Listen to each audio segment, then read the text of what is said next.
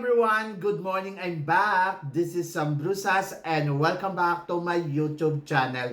Oh my gosh, this is it guys, pag-uusapan natin ngayon, itapat kaya nila to kay Atisa Manalo? Kung sino to, yan ang tatalakayin natin ngayon. But before anything else, hello Philippines and hello beautiful people, mabuhay, kamusta kayong lahat? Sana lahat po kayo ay okay at safe ngayong araw na to. At syempre sa lahat naman ng mga bago nating subscribers dyan, hello po sa inyo lahat. Maraming salamat guys sa pag-subscribe ninyo syempre dito sa channel ko. At syempre sa lahat naman ng makamamasam dyan na laging sumusuporta dito. Araw-araw, lagi-lagi. Maraming salamat guys sa inyong lahat. Syempre, usapang Miss Universe Thailand tayo ngayon. So, syempre, isa to sa mga inaabangan natin ngayon dito sa competition ng beauty pageant, ang pambato ng Thailand sa Miss Universe. So, syempre, hindi lang yon. Inaabangan din natin kung sino nga ba ang ipapadala nila bilang kandidata nila dito sa Miss Cosmo International. Na alam naman natin na talagang gumagawa ng ingay ngayon ang Miss Cosmo dahil una sa lahat, ang labanan dito sa Miss Cosmo ay pagandahan. And then, ang Thailand, magpapadala kaya sila ng isang kabugerang kandidata. Lalo na alam nila ang pambato ng Pilipinas ay malakas sa competition na to. Siyempre, at the end of the story, this is a competition and game is game talaga. So, ngayon, nakita na natin kung sino nga ba yung mga nagkakabugang kandidata dito sa Miss Universe Thailand. At isa nga dito sa mga talagang maraming tingin sa kanya ngayon o maraming nakakuha ng pansin niya. Ang pambato syempre ng Bangkok na wala nang iba kundi si Oppa Suchata. Yes! Isa to sa mga tinuturing ngayon na talagang pinakamalakas na kandidata sa labanan ngayon dito sa Miss Universe Thailand. So syempre, ang iniisip natin dyan, una, malakas ang tsansa ni Oppo na manalo ngayon dito sa Miss Universe Thailand. Sa mga hindi pa po nakakaalam, lumaban na to dati sa Miss Universe Thailand at naging second runner-up siya noong 2022. So, nung nakita ko siya noong 2022, sabi ko, ang ganda ng kandidatang to. Sana bumalik uli. At ito na nga ang kanyang pagbabalik.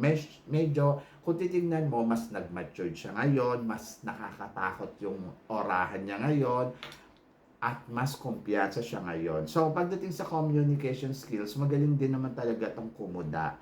At kung talagang pag-iisipin mo ng maigi, pag-iisipan nila ng maigi kung sino nga ba yung dapat nila ipadala sa Miss Universe, I think it's Oppo na. Kumbaga parang susundan to, syempre, ni Antonio Porcel.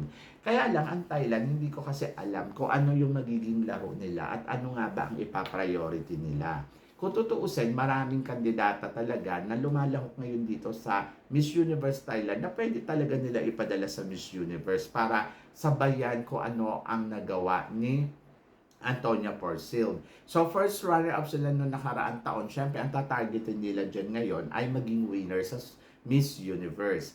Kaya lang, ang hindi ko lang alam kung ito ba ang pagtutuunan talaga nila ng pansin, ang manalo ng Miss Universe o manalo ng Miss Cosmo. Kung ipapadala nila si Oppo sa Miss Universe, I think kaya nilang manalo ng Miss Universe this year dahil magaling din talaga to si Oppo at yung ganda talaga masasabi ko naman nandiyan. At kaya niya talagang marating ko ano yung narating ni Antonio Porcel dahil kung tutuusin mas maganda pa siya kay Antonio Porcel. At sa ipinakita niyang performance dito sa opening show ng Miss Universe Thailand ay talaga namang masasabi ko, oh my God, talagang si Oppo talaga isa sa mga masasabi natin na malakas ang laban sa competition ng Miss Universe Thailand ngayong taon na to. Kaya lang, hindi ko lang alam kung makikipaglaro ba ang organization na si Miss Poy sa Miss Universe o lalaruin niya ang Pilipinas dito sa laban natin sa Miss Cosmo International. So nakita na rin syempre ni Miss Poy kung ano ang itsura ng ating pambato at kung sino nga ba si Atisa Manalo. Syempre nakasama niya, nakatabi niya, alam niya kung ano ang kakayahan na meron si Atisa. So syempre na-scan niya na yan, di ba? But nandoon ako na kung hahayaan ni Miss Poy na sige, si Philippines muna ang manalo dito sa Miss Cosmo, magpapadala siya ng hindi ganong kalakas na kandidata. Ayun yung magiging laro. At magpo-focus sila na makuha ang Miss Universe. Pero, kung meron pang isang kandidata dyan na mas malakas din kay Oppo, maaaring si Oppo ang ipadala nila sa Miss Cosmo para pantapat kay Atisa Manalo. Sa beauty na meron ito si Atisa Manalo. Sa ngayon nararamdaman ko, may posisyon talagang makukuha ito si Oppo. Kung hindi universe, mapupunta sa kanya ay Cosmo. So yan, di ba? Para ipantapat nila kay Atisa Manalo. Bakit hindi? Nakita naman natin na sa Miss Cosmo, ang gaganda ng mga kandidata. And then, I think, ang Thailand, papayag ba sila na magpapatalo lang ng ganon-ganon lang kay Miss Philippines? Of course not. So, syempre, game pa rin to. Game is game. At makikipaglaro talaga sila ng todo-todo, syempre, sa Cosmo at saka sa Universe. Eh ngayon, marami silang kandidata na talagang kakabog. Kaya lang, pag nagkamali sila, talo din sila, di ba? So, yon. So, depende yan kung ano ang larong gagawin ni Miss Thailand. I think, kung sa universe na ipapadala si Oppo, ang laki ng chance nilang manalo ng universe. At kung sa Cosmo naman, ito yung magiging tinik kay Atisa Manalo. So, si Atisa Manalo naman, syempre, wala naman akong masasabi sa beauty ni Atisa Manalo. Talaga, parang feeling ko si Atisa Manalo, nandoon din siya sa price on the eye, di ba?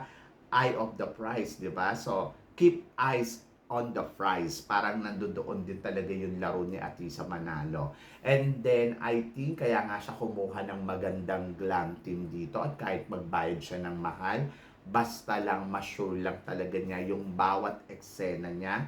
So, ayun yung nakikita ko kay Atisa Manalo na gusto niya talagang makuha yung titulo ng Miss Cosmo. At kung ako naman ang tatanungin ninyo, syempre, dapat talagang mapunta to kay Atisa Manalo. Bakit? Dahil parang ito na yung huling laban ni Atisa Manalo pagdating sa international pageant. And then, I think Atisa Manalo, after niya mag-first runner-up sa Miss International, deserve niyang makoronahan ng international crown. So, parang feeling ko, yung natapos niya doon sa Miss International ay is not, finished job eh. Kumbaga, parang hindi sapat.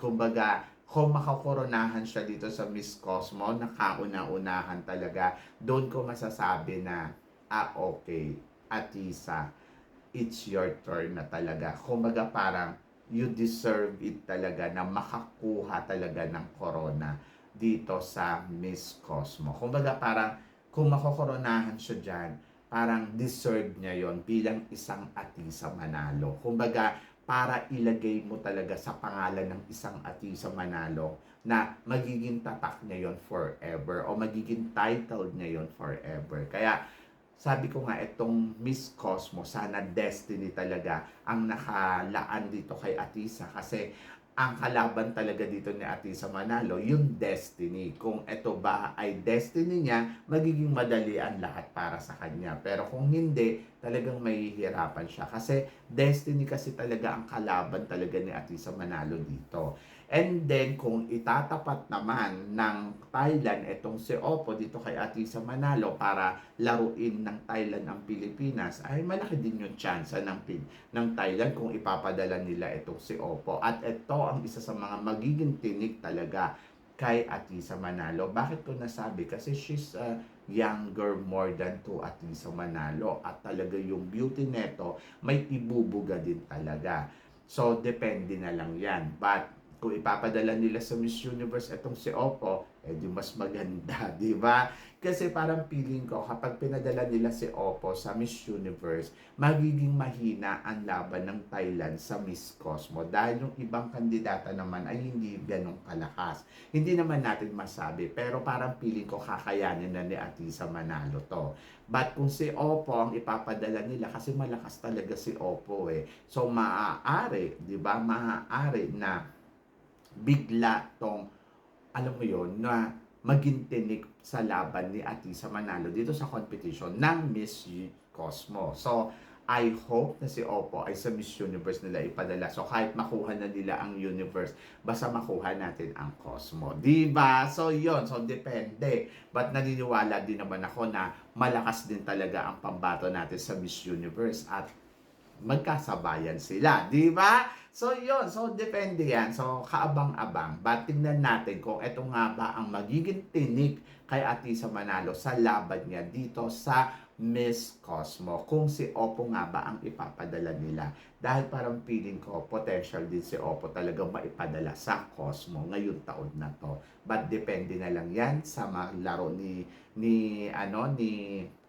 Oppo at depende din yan sa laro ni Atisa Manalo. So, yon. Kayo guys, ano guys ang masasabi ninyo dito sa mga pinag-uusapan natin ngayon? So, please comment below para at least malaman ko naman kung ano naman ang chika mo dito sa mga tinatalakay natin. So, yun guys, syempre maraming salamat sa inyong lahat sa suporta at pagmamahal na binibigay ninyo. Syempre dito sa channel ko at sa mga hindi pa po nakaka-subscribe dyan, please don't forget to click like and subscribe my channel at i-click na rin po ninyo ang notification bell syempre para lagi kayong updated sa aking mga chika. Sabi ng ganon, keep smiling and always think positive. Walang imposible guys sa itaas, magtiwala lang tayo sa kanya. Kaya guys, hanggang dito na lang, hanggang sa muli nating chikahan. Paalam! Thank you guys!